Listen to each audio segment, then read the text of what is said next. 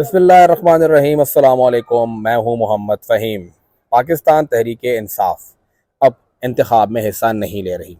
इंतखाब में हिस्सा तो नहीं ले रही, लेकिन उनका वोटर तो है, उनके वर्कर्स तो हैं, और जो मकसद है हमें लग रहा है कि शायद वो अब तक हासिल नहीं हुआ है। सबसे पहले इमरान खान साहब को गिरफ़्तार किया गया। जो पीटीआई की मुश्किलात हैं, अगर हम सब पे बात करें और आगे आने वाली मुश्किलात का जायज़ा लें, तो उसके ऊपर बात की जा सकती है। अगर पीटीआई की मुश्किलात देखी जाएँ, तो सबसे पहले पीटीआई की मुश्किलात ये थी कि पाकिस्तान तहरीक-ए-इंसाफ़ की हुकूमत ख़त्म हुई और उसके बाद उनकी दोनों सूबाई हुकूमतें ख़त्म हुई। ये पीटीआई ने ख़ुद अपने साथ किया।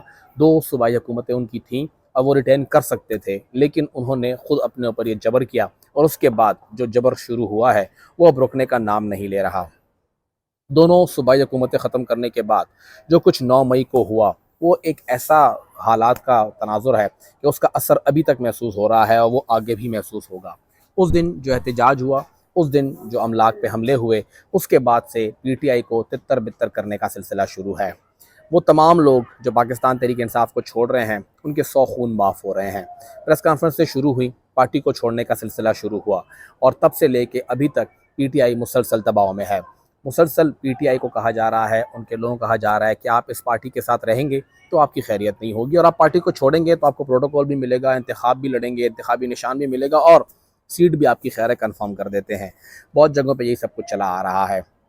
सबसे पहले पीटीआई को जो एक मुश्किल सूरत हाल थी वो ये थी कि उन्हें उठाया जा रहा था, उन्हें गायब किया जा रहा था और फिर वो प्रेस कॉन्फ्रेंसें कर रहे थे। दूसरी सूरत हाल ये बनी कि उनके ऊपर बाद में मुकदमात बनना शुरू हुए, करप्शन के मुकदमात बनना शुरू हुए, इख्तियार से तजावुज़ करने के मुकदमात शुरू हुए। 9 साढ़े 9 साल तक हुकूमत में रहे, तब कोई मुकदमा नहीं था, लेकिन एकदम से अननोन लोग उठ के आ जाते थे और 8 और 9 मुकदमात दर्ज कर लेते थे। पीटीआई का दूसरा बड़ा चैलेंज ये रहा कि उन्होंने इन मुकदमात का सामना किया। बहरहाल कुछ भी करके, कुछ रास्ता निकाल के उन्होंने अपनी ज़मानतें कराईं और मुकदमात का सामना करना शुरू किया। तीसरा चैलेंज पीटीआई की सबसे बड़ा मुश्किल ये था कि क्या वो इंतखाबात में जाएगी भी या नहीं। अभी तक पीटीआई के वोटर को, पीटीआई के वर्कर को, पीटीआई के रहनुमाओं को, उनको ज़हनी तौर पर इंगेज रखा गया है। वो बिल्कुल भी ये सोचने के काबिल नहीं है कि होगा क्या। उन्हें अब तक क्लियर नहीं है कि हफ्ते बाद क्या सिचुएशन होगी, इवन एक दिन के बाद क्या सिचुएशन होगी।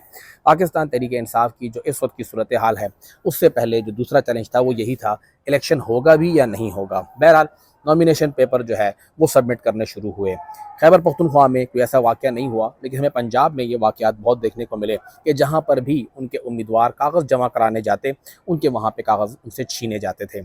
इमरान खान साहब जो एक ही पार्टी के लीडर हैं, पार्टी में एक ही शख्सियत है, उनको गिरफ़्तार कर लिया गया, तो लिहाजा पार्टी का अब कंट्रोल किसी के पास नहीं है।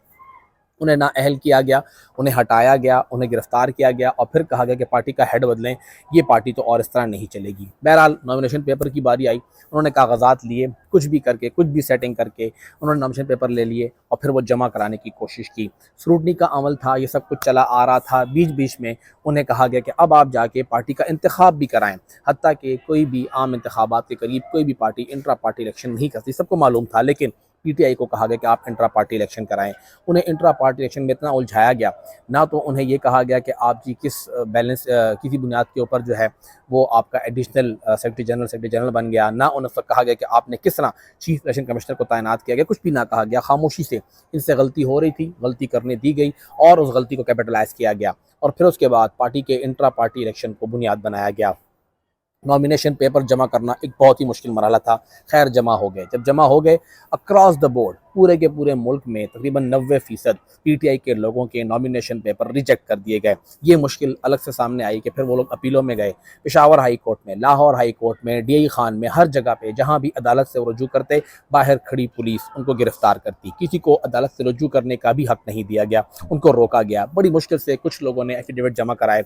मुराद सईद जैसे लोग आज भी इलेक्शन नहीं लड़ सकते, वो बाहर हैं, उनको ख़त्म कर दिया गया, इलेक्शन सिस्टम से ही निकाल दिया गया। लेकिन कुछ लोग कामयाब हुए और नॉमिनेशन पेपर एक्सेप्ट हो गए। अब पेपर एक्सेप्ट हो गए हैं तो फिर तो बैट का निशान है, मुश्किलात बढ़ेंगी। जुलाई में हमारी मुलाकात हुई थी, उस वक्त के जो पीटीआई से अलग हो चुके थे, अलग हो गए थे, अपनी पार्टी बना ली थी परवेज़ खटक साहब से, उन्होंने क्लियरली कहा था हमें, उस वक्त वहाँ पे कैमरे नहीं थे, कि पीटीआई के बैट का निशान बैलेट पेपर पे नहीं होगा। मैं आपको बता रहा हूँ, इंतखाब का टाइम आएगा और यहाँ पे बैट का निशान नहीं होगा। उनका दावा था, उन्हें किसी ने कह दिया होगा और हुस्न इत्तेफाक देखिए कि काज़ी फ़याज़ ईसा साहब ने कल वो बैट का निशान ख़त्म कर दिया। फ़याज़ ईसा साहब ज़ाहिर-सी बात है वो कहेंगे कि उन्होंने कानून की बुनियाद पे किया है, जो कुछ लॉ में था जो कुछ आइन में था उन्होंने वही फॉलो किया है, लेकिन जो कुछ लॉ और आइन में था वो आज से 6 महीने पहले खटक साहब को मालूम था। ये भी एक मौजज़ा ही होगा, या इसको आप हुस्न इत्तेफाकी कह सकते हैं। बहरहाल उनसे बैट का निशान ले लिया गया है, बैट का निशान ले लिया गया। जो लोग बच गए अब उनका क्या होगा? अभी भी उन्हें तंग किया जा रहा है, उन्हें आज़ाद उम्मीदवार की हैसियत से भी इलेक्शन लड़ने नहीं दिया जा रहा। पीटीआई के मुश्किलात अब और बढ़ेंगी। कैसे बढ़ेंगी? पीटीआई के लिए अब जो लोग खड़े हैं, जो लोग एक एक हल्के पे 3-3, 4-4, 5-5 लोग खड़े हैं, अब उनका वोट तकसीम किया जाएगा। उनके हम नाम हर एक हल्के के ऊपर जो उनके पोटेंशियल कैंडिडेट हैं उनके हम नाम वहाँ पे मौजूद हैं। उनके इंतखाबी निशान उनसे मैच करते हुए मिलेंगे। उनके इंतखाबी निशान उनकी तस्दीक करने के लिए दिए जा रहे हैं। जो नाम लिए जा रहे हैं, जिस तरह का उनको इंतखाबी निशान दिया गया है उसके ऊपर क्या बात की जाए, लेकिन तरीक़ेकार यही है कि जो लोग आपके सामने खड़े हैं, जो आपकी बात के ऊपर यस सर नहीं कह रहे हैं, आप उन्हें और भी डैमेज कीजिए। लेकिन पीटीआई की मुश्किलात बढ़ती जा रही हैं और भी आगे बढ़ेंगी। जब इलेक्शन का टाइम नज़दीक आएगा, इलेक्शन होगा, तो क्या इलेक्शन के दिन इनका जो पोलिंग एजेंट होगा उनको अंदर छोड़ा जाएगा या नहीं? एक पोलिंग एजेंट एक पोलिंग स्टेशन के ऊपर क्या कर लेगा? एक पोलिंग बूथ पे एक बंदा बैठा होगा, क्या पीटीआई के उस पोलिंग एजेंट को वहाँ पे अलाउ किया जाएगा? वो आज़ाद उम्मीदवार का पोलिंग एजेंट होगा, लेकिन क्या उसको हक होगा कि वो वहाँ बैठे और दीगर किसी भी पोलिंग एजेंट की तरह वहाँ बैठ के अपना काम करे? बिल्कुल भी नहीं। अगर पीटीआई को अभी भी लगता है, किसी भी उम्मीदवार को लगता है कि चलें इतना कर दिया आगे छोड़ देंगे, तो उनको गलत लगता है। अभी आपके साथ और भी ये सब कुछ होगा। प्री पोल रैगिंग अभी ख़त्म नहीं हुई है, प्री पोल रैगिंग अभी और भी होगी। ना तो आप रैलीज़ कर सकेंगे, ना आप जलसे कर सकेंगे, ना आप घरों से निकल सकेंगे। अगर आपको कोई वोट देने वाला होगा उसे भी रोका जाएगा कि वो आपको वोट ना दे। और अगर वोट के दिन, इलेक्शन के दिन कोई बंदा आपको फिर भी वोट कर दे, क्योंकि बहुत हल्के ऐसे हैं, अगर आप खैबर पख्तूनख्वा के हल्के देखें तो आपको कम से कम 30 to 40% ऐसे हल्के मिलेंगे जहां पर पाकिस्तान तहरीक इंसाफ की लीड अपने मुखालिफ से डबल है। यानी अगर पीटीआई का उम्मीदवार वहां पे 10 या 12 या 15 हज़ार वोट लेता है तो उसका मुखालिफ 4-5 हज़ार वोट पे खड़ा है। इतना बड़ा गैप है। उस गैप को कैसे कवर किया जाएगा?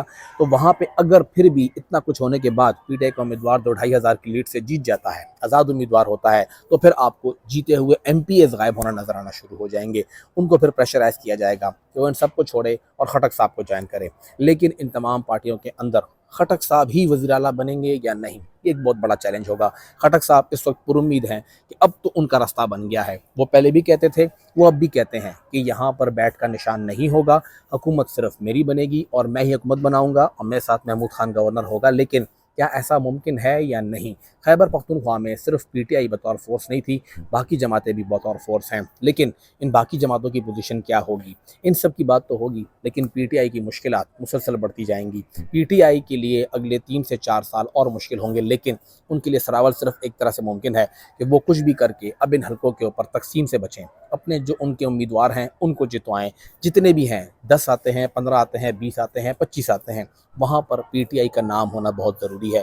पीटीआई सिर्फ और सिर्फ एक ही सूरत में बच सकती है कि वो ऐवान तक अपनी हाज़िरी जो है यकीनी बनाए। ऐवान तक पहुँचेगी तभी बचेगी। शायद इसीलिए पीटीआई हर सूरत इंतखाबात में हिस्सा ले रही है, बाइकआउट करने के मूड में बिल्कुल भी नहीं है।